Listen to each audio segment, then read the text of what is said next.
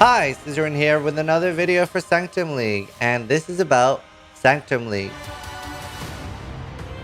With the release of Sanctum, we saw GDD introduce a very alternative game mode, unlike something we've seen before, a roguelike mechanic, and it's been incredibly polarizing, with loads of people saying, wow, I love this, it's one of my favorite mechanics, and loads of people saying, it's dog shit, what were GDD thinking? I actually can't remember the last time we had this polarizing mechanic where there's so many people who love it and so many people that hate it. So this is going to be a video talking about it, how I feel about it. It's TLDR, I quite like it, but we're going to talk about all the things and what I've found so far. So there's a couple of things that people complain about, and we'll cover some of the negatives first. So one of the big complaints is that a lot of people don't feel like it has a lot of traditional elements that roguelikes have.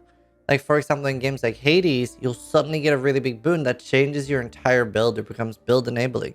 There's not really anything like that. There's nothing like Daedalus Hammer in Hades that gives you like literal run-winning powers. There isn't any boons like, your auras gain 100% increased effect, or your flasks are always on, or you get an additional keystone or something else you can pick. Now, there might be a couple of reasons for that. Like, the Sanctum very quickly becomes easy. It's a little hard early on, and if you're playing like a not super strong build, but even for a build like Cold Dot that has notoriously bad damage, I found that the monsters in the League mechanic had incredibly low HP, and even though Cold Dot doesn't have a lot of damage, I was pretty much insta-killing the bosses. And it's actually pretty useful to farm the mechanic at a low level like 73. Maybe that's why they haven't gone with build enabling things, or things like your flasks are always on. In roguelikes, you're upgrading as part of the run itself. Whereas in Path of Exile, we have something outside of the run, right? You can't just go to maps in Hades and go upgrade your build, right? I think it would be interesting to have different boons and a little bit more choice. The roguelike in this definitely doesn't have like the power fantasy of what Hades does. Even other roguelikes where, you'll remember that run you had. The boons aren't as interesting, and they definitely could be in some ways too. The most interesting thing for people seems so far is boons that like double your rewards and stuff like that. And I guess that's one thing that really sets this apart from other roguelikes is that, well, we're farming specifically for a reward. We're not playing for the experience itself just. So it is different and difficult to do. Some other things that were pretty rough on a lot of people, resolve feedback is pretty bad. And by that I mean, it's not very clear if you got hit. What I do is I basically look like, okay, I'm starting the run with 400 inspiration, and then I like try to pay attention if I lose any, because it's very hard to see if you lose any. There's no like blink or anything. And it sometimes looks like you got hit, and I'm like, did I just get hit? How much did I have? But something that is a huge issue, I've seen a lot of people doing the boss at an 83 level, the end game boss. And it has an additional stage. And here it does an insane amount of character damage and literally 0 resolve damage. And this I don't like, because I'm a big fan of consistency, and this is very inconsistent. You get no warning ahead of time as a hardcore player that this is literally going to kick your ass. And that I think is extremely bad.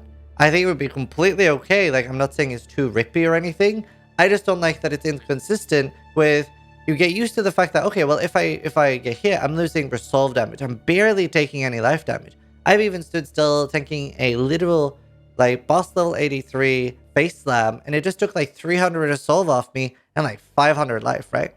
So at this point, you're very used to the bosses doing literally no damage to your actual HP pool, and then the last boss at 83, just like, it literally is one-shotting people. I would be completely okay with it literally one-shotting a resolve, but I don't like that it actually kills your hardcore character in such a way, unless everything did that, which I would be okay with. I'd be completely okay if it just everything in Sanctum did a lot of HP damage too.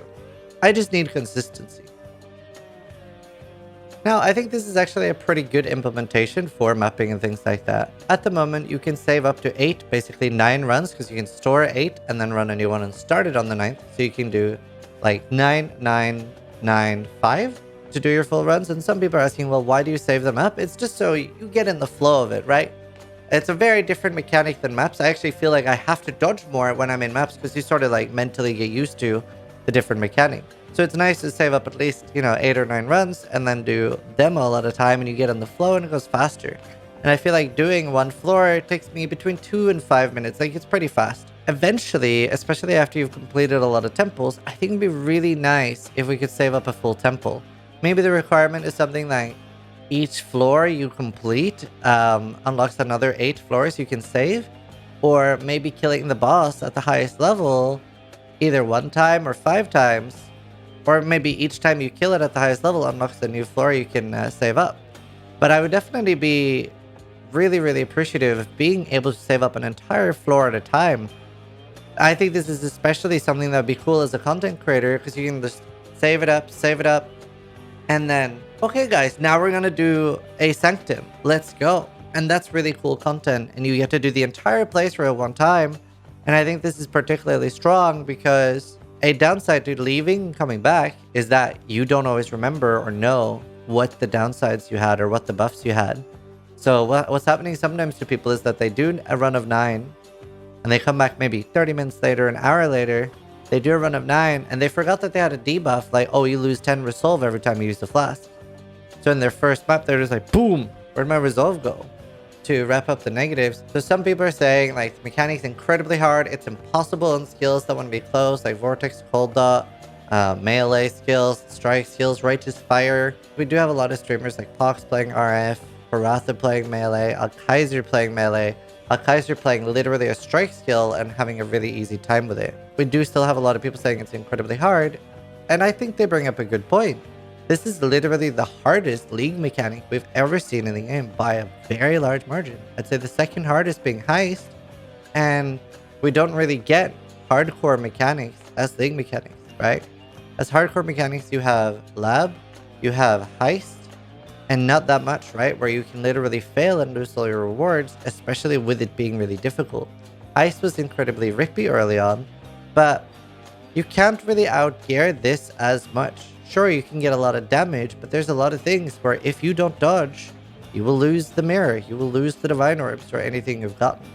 So I know a lot of people are just chalking it up to skill issue, but it is also incredibly hard and very different from normal Path of Exile.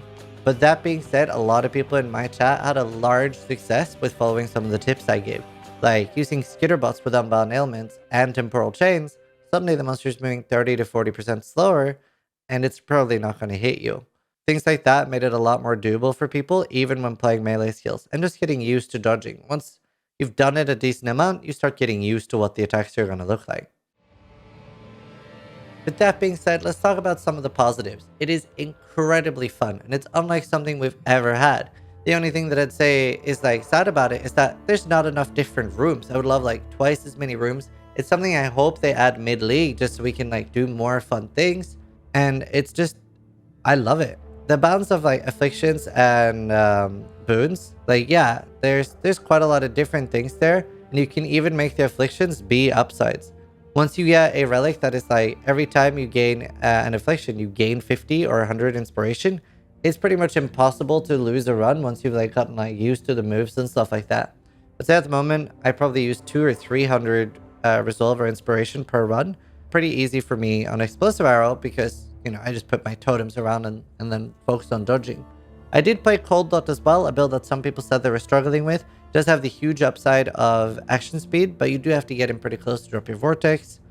You could also just cheese it with only using your 2 other abilities and staying fire distance, but you do have to be like more actively in the fight. You have some builds like Summon Raging Spirits and Explosive Arrow that can very cheese the fight, and it's incredibly strong for it. It's been really fun to like learn and get better as we progress through the mechanic, and I'm feeling myself like now I've only failed 2 Sanctums ever, and since then been consistently clearing them, and it feels really rewarding. Like it is an insane amount of currency. I'm gonna log into PoE. This is pretty much what my currency stash looks like. I've used quite a lot of Divines, I've used a lot of Exalted Orbs, and I don't think I've ever had this much currency early on PoE. Maybe in Legion. But yeah, really, really cool, incredibly rewarding, so much Chaos Orbs and stuff like that. I must have gotten close to 1,000 Chaos Orbs, and that's because I'm doing a lot of the, first off, we're doing it in pretty high maps, anywhere from 73 to 78 to 83, so I'm sometimes getting 2 Divines, 4 Divines, and a boatload of Chaos Orbs. Like, the most I've had so far is 25 at the end of Sanctum. And the number one insane thing about the League mechanic is the relics. Some of them are incredibly strong.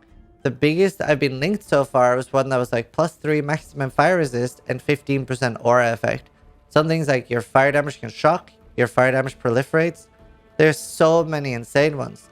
2 additional strikes. They're a crazy amount of power creep, and it's just like an extra slot. Do remember that you can 5-to-1 these as well, so you can get a new one. If you're wondering, well, why aren't you doing it right now? I'm going to separate them into groups of 75 trinkets, 82 trinkets, and 84 trinkets, because there are different item levels. I don't know if these are different, so I don't know if they can be 5-to-1. And then the minimum level to get one is 75. So you need to be doing at least tier 6 maps, because the boss is unique and it drops +2. Now, another really big positive, everything is incredibly well telegraphed. The boss moves, especially the third boss, is incredibly cool. And once you're doing it at 83 and you don't have a crazy amount of damage, you really see that it's a very interesting long fight with very cool moves. They're not tauntable, so you have to be very careful about where you move. And yeah, just everything in there, very well telegraphed and interesting, with the exception of maybe 2 monsters. And like I said, the rewards are insane, especially for time spent, because at some point, when you start getting good at it, it becomes incredibly fast to do everything. So one of the more rewarding mechanics we've had. To sum it up, I absolutely love this mechanic. Now, I don't want to do a full rating of the league yet, because I think it's very important to play for around a full month for me. Because I don't want this to be another incursion. By that, I mean incursion was probably my favorite league mechanic early, but it had really bad replayability. We'll see if this is another incursion, but early on, I'm absolutely loving it. I do think it's a little bit different because incursion ran out of things to farm really quick outside of lab, whereas here you have the relics that, well, you're pretty much always going to want to be farming for relics. So that is a very, very strong thing. I think this is the most complete league they have ever done. I think I've never felt like this before. And obviously, we had last league that was a literal dumpster fire. And we've had things like bestiary in the past, or synthesis, that for a lot of people was incredibly unplayable for the first 2 weeks. I think this is the most complete league we've ever had. We have bosses. We have a fully functional league mechanic with really good rewards that don't need to be adjusted. And I'm just incredibly impressed. I just cannot think the last time we had a this well, fully fledged mechanic that doesn't need a lot of adjusting. So I've seen some people saying they think it should be adjusted, but I'm assuming that this is because they're dying on the first, second floor, or they're not doing the full Sanctum reward. Generally, my Sanctums at the moment are giving me 30 to 100 Chaos Orbs per. Sometimes 10 to 30 stack decks, 10 to 30 scours, a bunch of other random currency, and between 0 and 4 Divine Orbs per run. So it's incredibly rewarding. We've seen so many people have 4 or 6 Divine Orbs as well per run, so it's crazy that way. Now, one thing that I would say, it would be cooler if it had more interesting rewards, in a sense of not just currency, because at the moment all the rewards are currency. It would be really cool if we had some things that are maybe generic drops, so that you're not don't give boss drops or anything. Don't give up Starforge or things like that, but really rare div cards or really rare uniques like Shavs, Mage Blood, things like that would be really interesting. But either way, absolutely really enjoying this league so far. I'll make a new video once I've played the league a little bit more, see, because I don't want to give it a final rating this early, but I'm having a blast. And for those that are struggling, I do have videos with tips and tricks and stuff for the league mechanic that's helped quite a lot of people. So thanks for watching, sub if you liked the video, and more importantly, try to die less than I do.